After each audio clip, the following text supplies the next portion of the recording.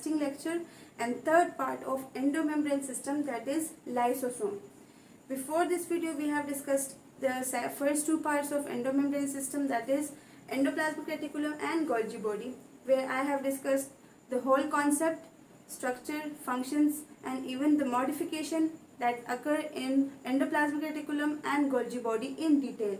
So before watching this, अगर आप चाहे तो आप लोग उस वीडियो को मस्ट देखें, otherwise if your concept is clear so इस वीडियो को स्टार्ट करते हैं। अपने लेक्चर को टाइम वेस्टिंग विदाउट स्टार्ट करेंगे। तो एंडोप्लाज्मिक रेटिकुलम हम लोगों ने डिस्कस किया, गोल्जी बॉडी डिस्कस किया, उसमें मॉडिफिकेशन लिपिड और प्रोटीन की डिस्कस की। अब गोल्जी बॉडी से हमारे पास कुछ वेसिकल्स निकलेंगे और उन वेसिकल्स को हम नाम देते हैं लाइसोसोम्स का। वेसिकल्स जो है वो डिफरेंट होती है। कुछ वेसिकल्स वो वाले हैं, लाइक अगर मैं गोल्जी बॉडी का डायग्राम बनाऊं,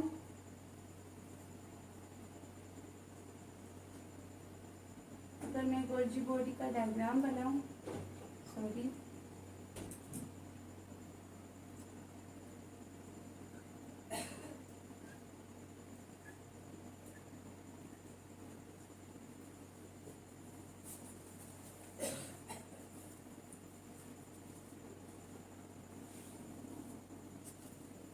ठीक है। ये इसका कौन सा फेज है? सिस फेज। ये इसका ट्रांस फेज है और ये वाला सिस फेज है। ये सारी चीजें ऑलरेडी मैंने लास्ट वीडियो में एक्सप्लेन करी है। अगर आपका कॉन्सेप्ट क्लियर नहीं है तो आप लोग वहां जाके देख सकते हैं। ओके, सो जो ट्रांस फेज है, अगर ट्रांस फेज में आपको याद हो तो मैंने कुछ इस किस्म का इसका लास्ट पोर्शन बनाया था, क्लियर, जिसमें कुछ वेसिकल्स जो है वो उसकी सिक्रीशंस होती है, कुछ वेसिकल्स की सिक्रीशंस जो है वो हो रही होती है और उन वेसिकल्स को हम नाम देते हैं सिक्रीटरी वेसिकल्स का। Secretory vesicles. तो वो जो सिक्रीटरी वेसिकल्स होती हैं उनमें से कुछ वेसिकल्स ऐसे होते हैं जिनके पास अपने एंजाइम्स प्रेजेंट होते हैं, ठीक है, अपने सेल्फ के एंजाइम्स इसके पास जो है प्रेजेंट होते हैं और उन एंजाइम्स वाले वेसिकल को हमने क्या नाम दिया? उनको हमने नाम दिया लाइसोसोम। क्लियर? उन वेसिकल्स को हमने क्या नाम दिया? लाइसोसोम। सो इस लाइसोसोम को सबसे पहले डीड्यूव ने डिस्कवर किया था 1949 में। क्लियर? 1949 में, पाकिस्तान के आज़ाद होने के 2 साल बाद ही जो है हमारा लाइसोसोम भी डिस्कवर हुआ था। क्लियर? तो डीड्यूव ने 1949 में इस वेसिकल को एज ए लाइसोसोम क्या किया? डिस्कवर किया। और इसकी कैरेक्टरिस्टिक इसका क्या था कि इसमें अपने क्या थे? एंजाइम्स प्रेजेंट थे। अब अगर हम इसकी मीनिंग को देखें तो lyso mean split and Soma mean, Soma किसी लड़की का नाम नहीं है यहाँ पे, राइट? ये किसका नाम है? सोमा एक ग्रीक वर्ड है जिसका मतलब है बॉडी, ठीक है। जिस तरह सोम, क्रोमोसोम्स में सोमा का वर्ड आता है, वहां पे होती है कलर्ड बॉडी, यहाँ पे क्या है? Split body. मतलब ये क्या है? ये एक स्प्लिटिंग बॉडी है और इसको हम लोग इसके नेचर की वजह से सुसाइडल बैग्स भी बोलते हैं। क्लियर? सुसाइडल बैग्स भी जो है वो भी हम इसको बोलते हैं। क्यों बोलते हैं? क्योंकि इसमें बेसिकली क्या होता है? ये सेल के रिसाइकलिंग सेंटर्स होते हैं। ये सेल से वोन आउट चीजों को रिसाइकल करके फ्लैश आउट करते हैं। तो ये रिसाइकलर सेंटर्स होते हैं। इसमें क्या होता है? इसमें जब कोई वोन आउट चीज अंदर आ जाती है तो ये इसके जो एंजाइम्स होते हैं वो एक्टिव हो जाते हैं, ठीक है, उसकी फर्दर ब्रेक डाउन कर लेते हैं और फिर फर्दर क्या होता है? ये बर्स्ट हो जाता है और सारे जितने वोन आउट मटेरियल होता है वो सेल से फ्लैश आउट हो जाते हैं। क्लियर? एक्सोसाइटोसिस के जरिए। कौन से प्रोसेस के जरिए? एक्सोसाइटोसिस के जरिए सेल से वो चीजें जो है वो बाहर निकल जाती है। क्लियर? तो इसमें होता क्या है? इसमें हमारे पास अपने खुद के हाइड्रोलिटिक या फिर डाइजेस्टिव एंजाइम्स प्रेजेंट होते हैं। हाइड्रोलिटिक या डाइजेस्टिव एंजाइम्स जो है वो इसमें प्रेजेंट होते हैं। क्लियर, मतलब हाइड्रोलाइसिस इसमें आ गया। कौन सा हाइड्रोलाइसिस? एसिड हाइड्रोलाइसिस एंजाइम जो है वो इसमें आ गए। यहाँ पे बार बार एसिड का वर्ड क्यों आ रहा है? एसिड जो है वो इसको इसलिए बोल रहे हैं क्योंकि इसके जो एंजाइम्स होते हैं दे आर एक्टिव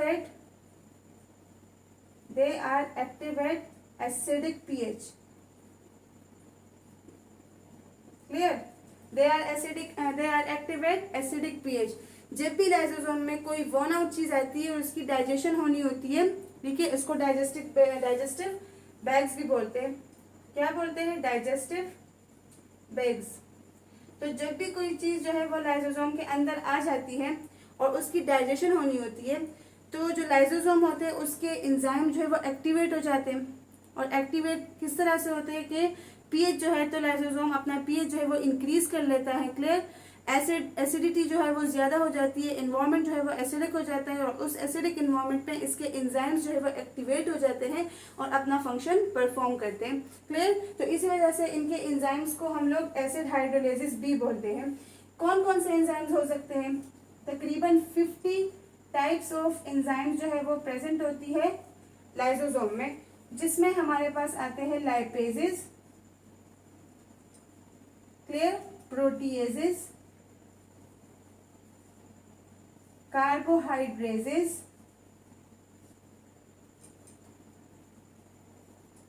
ठीक है, लाइपेजेस, प्रोटीएजेस, कार्बोहाइड्रेजेस और एसिड हाइड्रोलाइसिस, ये सारे एंजाइम्स जो है इसमें प्रेजेंट होते हैं। और ये ब्रेकडाउन किन किन चीजों की करते हैं? ये ब्रेकडाउन करते हैं कार्ब्स की, ये ब्रेकडाउन करते हैं लिपिड्स की, ये ब्रेकडाउन डैमेज, ठीक है, डैमेज जो प्रोटीन्स है, डैमेज जो लिपिड्स है, डैमेज जो कार्ब्स हैं, इन सब की ये क्या करता है? प्रोटीन्स की, लिपिड्स की और कार्बोहाइड्रेट्स की या फिर जो न्यूक्लिक एसिड्स हैं इनकी ब्रेकडाउन करता है। क्लियर हो गई ये बात?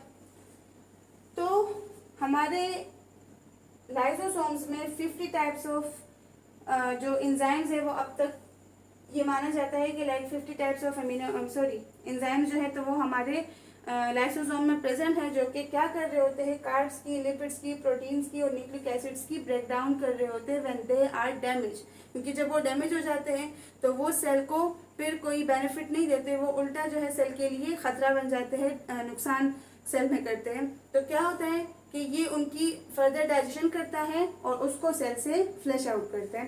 क्लियर हो गई ये बात? तो ये था हमारा एक छोटा सा इंट्रोडक्शन लाइसोसोम के बारे में, कि इसको डिस्कवर किया 1949 में डिड्यूव ने।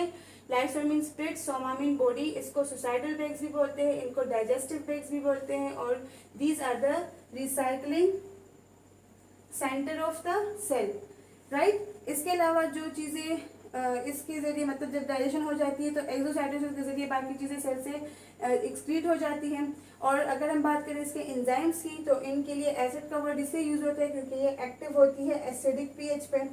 क्लियर, नॉर्मल पीएच पे या लो पीएच पे ये बिल्कुल भी काम नहीं करते, एल्कलिनिटी पे बिल्कुल भी एक्टिव नहीं होते। कब एक्टिव होते हैं? जब पीएच जो है वो ज्यादा हो, स्ट्रॉन्ग हो। अच्छा, इनका जो एंजाइम का जो पीएच है वो कितना हो सकता है? 4.5 टू 5.5। इंपॉर्टेंट पॉइंट मैं बता रही हूँ, इसको नोट डाउन कर लें। 4.5 टू 5.5 जो है इनके एंजाइम्स का पीएच होता है। क्लियर, उसी पे इसके एंजाइम्स जो है वो एक्टिव होते हैं। और एंजाइम्स कौन कौन से हो सकते हैं? लाइपेजेस है, प्रोटीएजेस है, कार्बोहाइड्रेजेस है, एसिड हाइड्रोलाइसिस है। किन किन चीजों की ब्रेकडाउन करता है? लिपिड की, प्रोटीन की, कार्बोहाइड्रेट्स की और न्यूक्लिक एसिड्स की। क्लियर हो गई यहाँ तक बात? अब हम बात करते हैं, अच्छा, अब अगर इसके स्ट्रक्चर को समझें तो ये क्या है? एक single membrane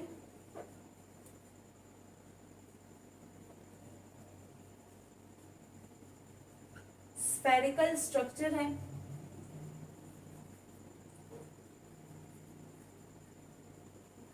clear, single membrane spherical structure है जिनमें क्या प्रेजेंट होता है, जिनमें हाइड्रोलिटिक एंजाइम्स जो है वो प्रेजेंट होती है। क्लियर?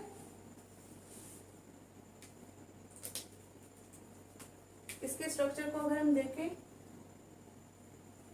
पूरा जो है ये राउंड नहीं होता, स्फेरिकल कुछ इस किस्म का होता है।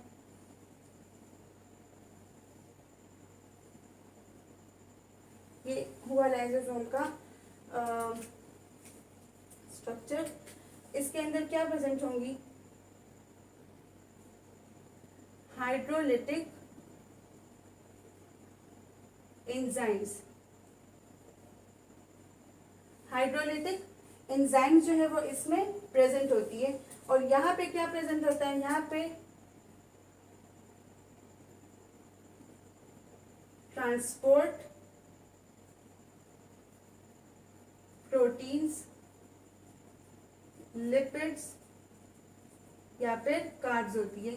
ठीक है, मतलब जो डैमेज होती है, जिनकी इसने डाइजेशन करनी होती है, तो ये इसी तरह से इसके अंदर जाते हैं, फिर ये अपना फंक्शन जो है वो परफॉर्म आउट करता है और जो है इसके बोन आउट चीज़ों को हटाता है और सेल से एक्सक्रीट करता है। और ये इसका हुआ मेम्ब्रेन। ठीक है, ये वाला सॉरी, ये वाला इसका हुआ मेम्ब्रेन। क्लियर? तो ये सिंपल सा स्ट्रक्चर है लाइसोसोम का। इसमें फर्दर जो है वो कुछ नहीं है। एंजाइम्स जो है वो इसमें प्रेजेंट होते हैं हाइड्रोलिटिक, जो कि एसिडिक पीएच पे काम कर रहे होते हैं, मैंने आपको ऑलरेडी बता दिया। अब बात करते हैं लाइसोसोम के टाइप्स की। तो लाइसोसोम के टाइप्स की अगर हम बात करें तो इसमें दो किस्म के लाइसोसोम जो हमारी बॉडी में बनते हैं। एक को हम कहते हैं प्राइमरी या फर्स्ट डिग्री लाइसोसोम, दूसरे को हम बोलते हैं सेकेंडरी लाइसोसोम।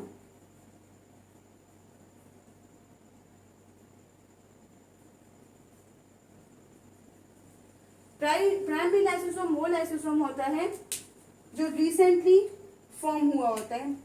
ठीक है, ये हमारे पास रिसेंटली फॉर्म हुआ होता है। तो अगर रिसेंटली, आगे आपको डायग्राम के जरिए मैं समझा रही हूँ, आपको पूरा प्रोसेस जो है वो क्लियर हो जाएगा। अभी सिर्फ इतना समझे कि रिसेंटली जो फॉर्म होगा वो प्राइमरी लाइसोसोम होगा। ठीक है, जो अभी अभी प्रोसेस्ड होके गोल्जी बॉडी से आया है। क्लियर? जो अभी अभी प्रोसेस होके वेसिकल के फॉर्म में गोल्जी बॉडी से आया है, तो वो हमारे पास प्राइमरी लाइसोसोम होगा। तो अगर वो रिसेंट है तो मतलब उसके जो एंजाइम्स हैं वो इनएक्टिव होंगे। क्लियर? तो जो प्राइमरी लाइसोसोम होता है वो इनएक्टिव होता है। क्लियर? वो क्या होता है, इनएक्टिव होता है, स्मॉल सा स्ट्रक्चर होता है। If you talk about secondary lysosome, तो सेकेंडरी लाइसोसोम जो होता है ये हमारे पास लार्ज होता है और एक्टिव होता है। क्लियर? अब सेकेंडरी लाइसोसोम बनता कैसे है? प्राइमरी तो हमने पढ़ा ना कि गोल्जी बॉडी से आया, सेकेंडरी किस तरह से बनता है ये मैं आपको डायग्राम के जरिए समझाती हूँ। ये हुआ हमारा सेल, ऐसे तो नहीं होता बच्चे में, ये हमारा हुआ सेल। प्रोसेस जो है वो स्टार्ट होता है एंडोसाइटोसिस से। क्लियर? एंडोसाइटोसिस से हमारा प्रोसेस जो है वो स्टार्ट होता है। एंडोसाइटोसिस में हम लोगों को पता है ना कि या तो पिनोसाइटोसिस होगा या पिनोसाइटोसिस होगा या फिर फेगोसाइटोसिस होगा। क्लियर? इसको थोड़ा सा एक्सटेंड कर लेते हैं क्योंकि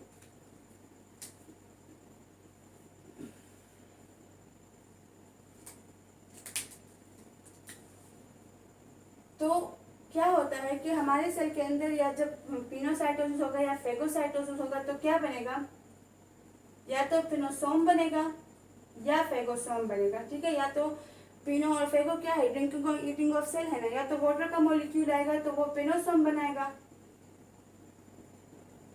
या फूड का मॉलिक्यूल आएगा तो फेगोसोम बनाएगा। क्लियर? तो ये हमारा हुआ न्यूक्लियस।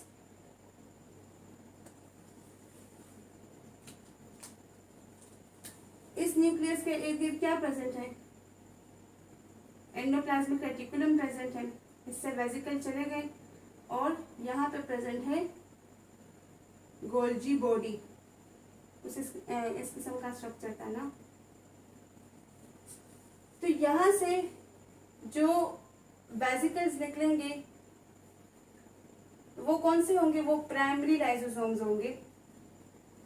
वो क्या होंगे? प्राइमरी लाइसोसोम्स होंगे। क्लियर? यहाँ से जो वेसिकल निकलेंगे ना वो क्या होंगे? वो प्राइमरी लाइसोसोम होंगे। क्लियर? अब इन्हीं प्राइमरी ये जो प्राइमरी लाइसोसोम है ये क्या होंगे? ये इनएक्टिव होंगे। इन्हीं प्राइमरी लाइसोसोम के साथ जब या फेगोसोम अटैच हो जाए या पिनोसोम अटैच हो जाए, एट ए टाइम एक तो नहीं निकलता ना, बहुत सारे निकलते हैं। कुछ के साथ जो है तो वाटर के मॉलिक्यूल ऐड होंगे, कुछ के साथ जो है तो फूड मॉलिक्यूल्स ऐड होंगे। क्लियर? तो इसके साथ या अगर फेगोसोम ऐड हुआ या अगर पिनोसोम ऐड हुआ तो हमारे पास जो नेक्स्ट वेसिकल बनेगा, लाइसोसोम बनेगा, वो होगा सेकेंडरी लाइसोसोम। वो क्या होगा? Secondary lysosome. क्लियर हो गई ये बात? प्राइमरी और सेकेंडरी का पता चल गया। एंडोसाइटोसिस का प्रोसेस होता है, या पिनोसाइटोसिस होगा या फेगोसाइटोसिस होगा। पिनोसाइटोसिस से पिनोसोम, फेगोसाइटोसिस से फेगोसोम। आगे जाएगा। क्लियर? यहाँ से हमारे पास वेसिकल जो है वो गोल्जी एपरेटस से आ रहे हैं। तो जो एक्टिव है, जो रिसेंटली जो इनएक्टिव है, जो रिसेंटली फॉर्मिंग वेसिकल्स है, लाइसोसोम्स है, तो उसको हम बोलते हैं प्राइमरी लाइसोसोम। क्लियर? अब इन्हीं प्राइमरी लाइसोसोम के साथ आगे जाके जब पिनोसोम या फेगोसोम अटैच होगा तो मतलब सेल के अंदर, लाइसोसोम के अंदर क्या आया है? कोई मटेरियल जो है वो आया है। अब क्या होगा? अब ये एक्टिव होगा, इसके एंजाइम्स जो है वो एक्टिव होंगे, ये अपनी एसिडिटी को इंक्रीज करेगा, अपने एंजाइम्स को एक्टिवेट करवाएगा और तब हमारे पास बनेगा सेकेंडरी लाइसोसोम। सेकेंडरी लाइसोसोम के अंदर सारा कुछ होगा, डाइजेशन होगा और उसके बाद फिर जो बोन आउट चीजें रह जाती है, जो वेस्ट रह जाता है, तो वो वेस्ट एक्सोसाइटोसिस के जरिए सेल से एक्सक्रीट आउट होगा, एक्सक्रीट आउट होगा। क्लियर हो गई ये बात? प्राइमरी लाइसोसोम और सेकेंडरी लाइसोसोम के बीच डिफरेंस समझ आ गया।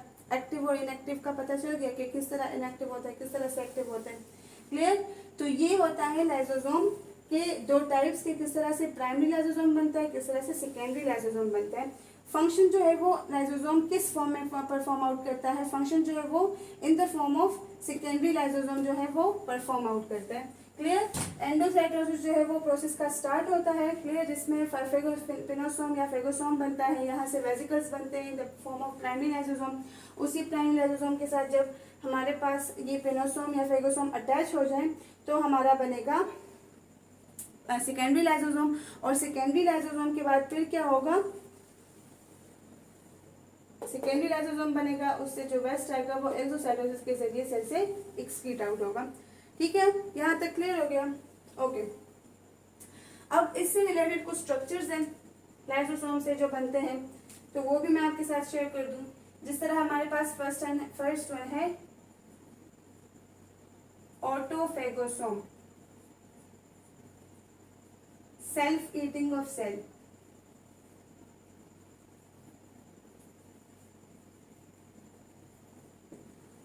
ऑटोफेगोसोम हमारे पास कब बनता है?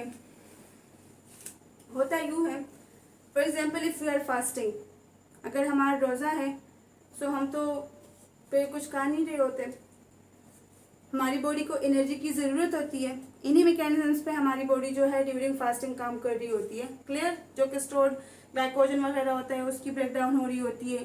जिस तरह हम कहते हैं ना, lipids are the long term energy sources, तो वही होता है। इसी तरह से लाइसोसोम अपनी एक्टिविटी परफॉर्म कर रहा होता है और हमें ड्यूरिंग फास्ट भी हमें कोई जो है भूख वगैरह नहीं लगती।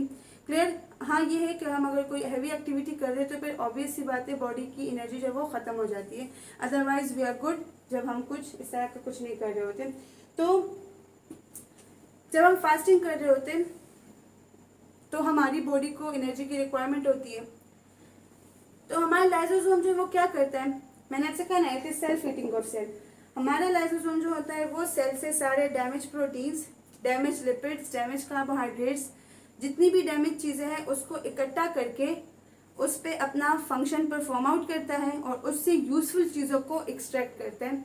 क्योंकि अगर हमारा प्रोटीन डैमेज है तो स्टिल उसमें कुछ अमीनो एसिड्स या कुछ ऐसी चीज़ें तो होंगी ना जो स्टिल यूजफुल होंगी, जो स्टिल किसी अच्छे काम में यूज होंगी, जिससे हमें एनर्जी मिलेगी। तो लाइसोसोम क्या करता है, उन्हीं डैमेज प्रोटीन, लिपिड्स को, उन सबको क्या करता है, एक्सट्रैक्ट करता है और यूजफुल चीज़ें बनाता है। क्लियर? उस रिजल्ट पे हमारे पास एक प्रोसेस, एक स्ट्रक्चर बनता है जिसको ऑटोफेगोसोम बोलते हैं। तो इसका फंक्शन ऑलरेडी आपको समझ में आ गया कि इसका फंक्शन, इसका पर्पस क्या होगा फॉर्मेशन का, कि ये हमारी बॉडी की एनर्जी रिक्वायरमेंट को मेंटेन करता है। क्लियर? इसके अलावा लेट मी चेक कि वीडियो ऑन है। Yes, okay. इसके अलावा क्या होता है, हमारे पास जो टेडपोल होता है, टेडपोल जानते हैं ना, फ्रॉग का जो बच्चा होता है, तो फ्रॉग में अगर आप लोगों ने देखा हो तो उसमें टेल नहीं होती, जबकि टेडपोल में टेल प्रेजेंट होती है। Why it is so? It is just because the presence of lysosome. Lysosomal activity की वजह से क्या होता है कि जो टेडपोल जैसे जैसे आहिस्ता आहिस्ता बढ़ता है और फ्रॉग में कन्वर्ट होता है, तो सेल ने क्या, लाइसोसोम ने क्या किया होता है, वो उसके टेल को डीजेनरेट कर रहा होता है, वो अपने ही बॉडी के सेल्स को खा रहा होता है, उसको डीजेनरेट कर रहा होता है। क्लियर? तो जब हमारे पास फ्रॉग बनता है तो फ्रॉग में फिर टेल जो है वो नहीं होता, और ये डीजेनरेशन करता कौन है, ये भी लाइसोसोम करता है। क्लियर? मतलब ये सेल्फ ईटिंग ऑफ सेल भी करता है, अपने ही सेल्स को, अपनी ही सेल के मटेरियल को ये खा रहा होता है। तो इन केस ऑफ फ्रॉग भी आपको समझ आ गया, इन केस ऑफ ह्यूमन भी आपको समझ आ गया कि ऑटोफेगोसोम कब बनता है, जब सेल अपने डैमेज चीज़ों को इकट्ठा करता है और फिर उससे यूजफुल चीज़ों को एक्सट्रैक्ट करता है। और वो चीज़ें मैंने आपको बता दी कि वो लिपिड, प्रोटीन, कार्ब्स कुछ भी हो सकती है। क्लियर? तो ये एक हुआ। अब यही ऑटोफेगोसोम जो है, जब ये आगे जाके ऑटोफेगोसोम क्या होगा, सारी डैमेज प्रोटीन वगैरह जो वो ऐड हो जाती है, उनकी डाइजेशन होती है।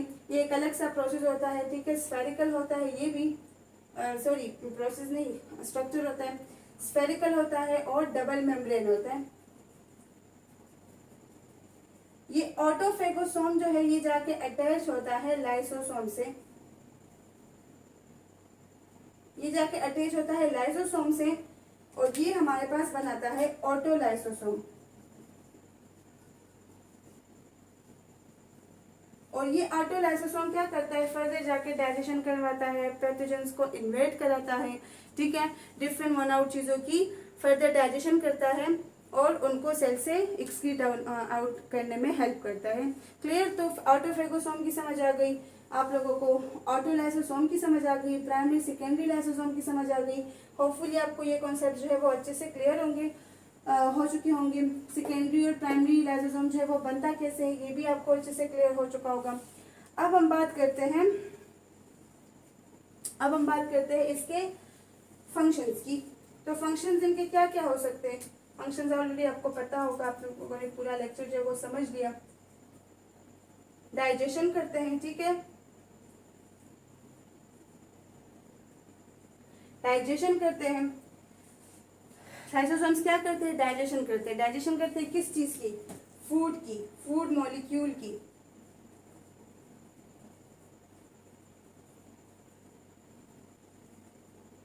वोन आउट मटेरियल को,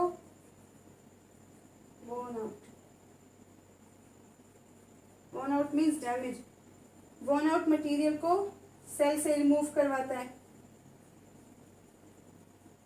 और इसका एक तीसरा इंपॉर्टेंट फंक्शन मैं आपको बताऊं कि एम्ब्रियोनिक स्टेज जब हमारा होता है, जब हमारा एम्ब्रियोनिक स्टेज होता है, तो एम्ब्रियोनिक स्टेज में ये क्या करता है, हमारे ऑर्गन्स की डेवलपमेंट कर रहा होता है।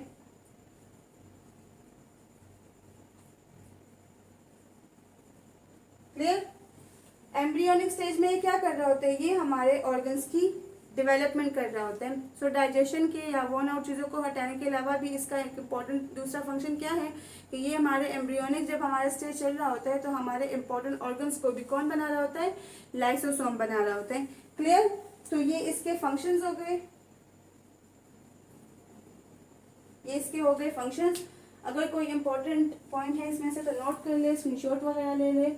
मैंने यहाँ पे जो भी चीज़ें आपको बताई है बहुत इम्पोर्टेंट है, अच्छे से इसको समझें, इसको नोट करें, और फिर हम इससे रिलेटेड इसके कुछ डिजीज़ के बारे में डिस्कस करते हैं कि हमारे पास जब लाइसोसोम बॉडी का डैमेज हो जाए तो उससे कितनी सारी डिजीज़ जो है वो हमें लगती है। क्लियर? तकरीबन अब तक 50 टाइप ऑफ डिजीज़ जो है, जिस तरह से इसके बारे में 50 टाइप ऑफ एंजाइम्स जो है, तो वो अब तक ये कॉन्ट्रडिक्शन है कि डिस्कवर हुए हैं, तो इसी तरह से 50 टाइप ऑफ डिजीज़ जो है वो भी कॉन्ट्रडिक्ट हुआ है कि इतने डिजीज़ जो है वो इंसान को लगते हैं जब उसका लाइसोसोम जो है वो फेल कर जाए। तो उसमें से जो 2 इम्पॉर्टेंट डिजीज़ हैं या 3 इम्पॉर्टेंट डिजीज़ हैं उसको हम डिस्कस करेंगे, और उसके बाद फिर अपनी वीडियो को करेंगे माइंड अप। ओके, तो इरेज कर दूँ, चले करते हैं इसको इरेज। होपफुली आप लोगों को पूरा कॉन्सेप्ट जो है अच्छे से क्लियर हो चुका होगा, and I don't think so कि इससे बेटर आपको एक्सप्लेनेशन जो है तो वो मिलेगी किसी भी वीडियो में।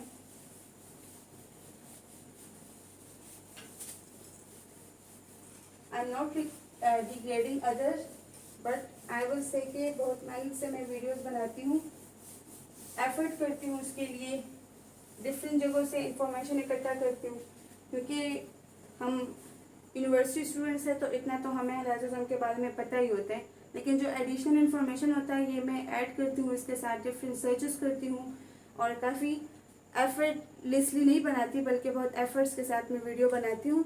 तो होपफुली आप लोग इसको प्रमोट करेंगे और मुझे सपोर्ट करेंगे। ओके, तो अब हमारे पास आता है, अच्छा लाइसोसोम जो लाइसोसोम होता है ये प्रेजेंट किस किस में होता है? एनिमल्स में प्रेजेंट होता है, क्लियर? प्रोटिस्ट्स में भी प्रेजेंट होता है, प्लांट्स में भी प्रेजेंट सॉरी प्लांट्स में एब्सेंट होता है। लाइसोसोम जो है वो प्लांट्स में एब्सेंट होता है because they don't need to do autophagy. Clear? वो अपना ही फूड बनाते हैं, उनको ऑटोफेगी इन चीज़ों की ज़रूरत नहीं होती। स्टिल अगर आपको कोई इससे भी रिलेटेड कोई दूसरा रीज़न जो है वो मिल जाए तो मुझे कमेंट सेक्शन में मेरे साथ ज़रूर शेयर कीजिएगा।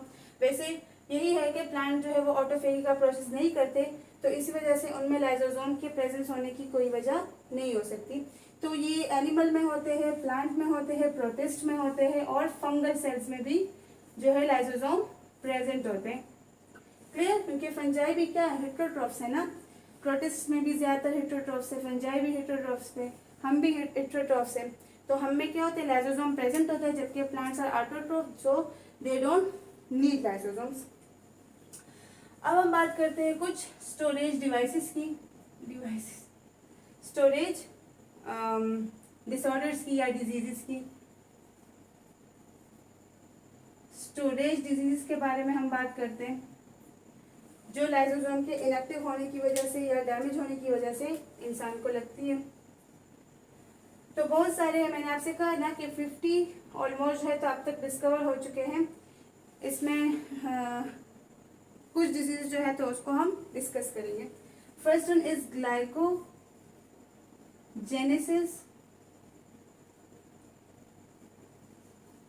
Type 2 disease. Glycogenesis type 2 disease जो है, इसमें बेसिकली क्या होता है कि ग्लाइकोजन जो है वो सही से स्टोर नहीं होता। क्लियर? स्टोरेज ऑफ ग्लाइकोजन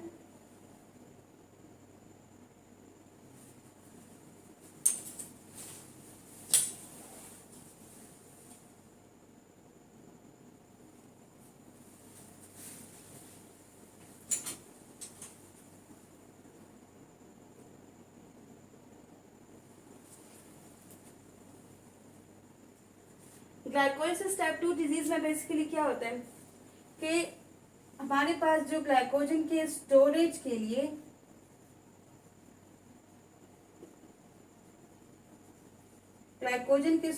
जो एंजाइम्स होते हैं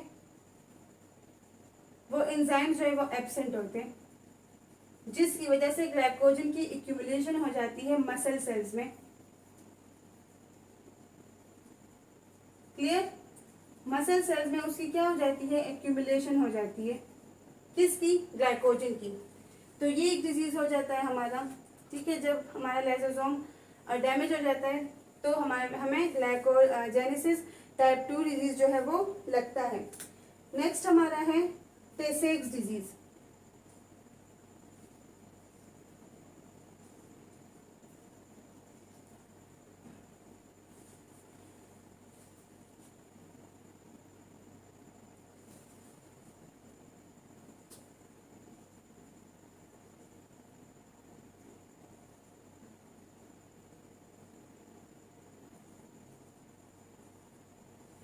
अब इसमें क्या होता है, इसमें बेसिकली लिपिड्स की एक्यूमुलेशन स्टार्ट हो जाती है। क्लियर, लिपिड्स की एक्यूमुलेशन स्टार्ट हो जाती है, क्योंकि उसके स्टोरेज के लिए भी जो एंजाइम्स रिक्वायर्ड होते हैं वो एब्सेंट हो जाते हैं। लिपिड्स की एक्यूमुलेशन स्टार्ट हो जाती है और इन द रिजल्ट जो है या तो कोमा कॉज करता है या डायरेक्टली डेथ कॉज करता है। क्लियर, तो ये भी एक इम्पोर्टेंट डिजीज है। एक हमारे पास ग्लाइकोजेनेसिस टाइप 2 है, जिसमें ग्लाइकोजन की बात हमने की कि ग्लाइकोजन जो है वो क्या होता है, उसकी एक्यूमुलेशन हो जाती है मसल सेल्स में। क्लियर, और जो एंजाइम होता है वो एब्सेंट होता है उसके स्टोरेज के लिए, तो उसकी एक्यूमुलेशन जो है वो स्टार्ट हो जाती है। इसके अलावा टे सेक्स डिजीज है तो उसमें लिपिड की एक्यूमुलेशन होती है जो फर्दर कोमा या डेथ जो है वो कॉज करते हैं। और इन डिजीजेस की जो कॉज है वो क्या है, मतलब क्यों हमारे पास ये डिजीज जो है वो कॉज होते हैं। कॉज इसलिए होते हैं कि हमारे पास जो डीएनए है उसमें कुछ म्यूटेशंस हो जाती है। हमारे डीएनए में कुछ म्यूटेशंस जो है वो हो जाती है, तो उन म्यूटेशंस की वजह से, डीएनए में म्यूटेशंस की वजह से कुछ फॉल्टी एंजाइम्स बन जाते हैं। वो फॉल्टी एंजाइम्स क्या होते हैं, फॉल्टी है तो ऑब्वियसली अपना फंक्शन जो है वो सही से परफॉर्म नहीं कर रहे होते, उनको अपने फंक्शन का पता ही नहीं होता कि उन्होंने क्या करना होता है। क्लियर, तो वो क्या कर रहे होते हैं, वो फूड को सही से हाइड्रोलाइज नहीं कर रहे होते। वो फूड को, जो डैमेज फूड है, ठीक है, या जो स्टोरेज वगैरह है उसको सही से वो अपने फंक्शन को परफॉर्म नहीं कर पा रहे होते हैं। तो इसी वजह से हमारे पास डिफरेंट डिजीज जो है वो कॉज हो जाती है। इसमें एक सिस्टिक फिब्रोसिस भी है। क्लियर, लेकिन ये दो जो है ये मेन है।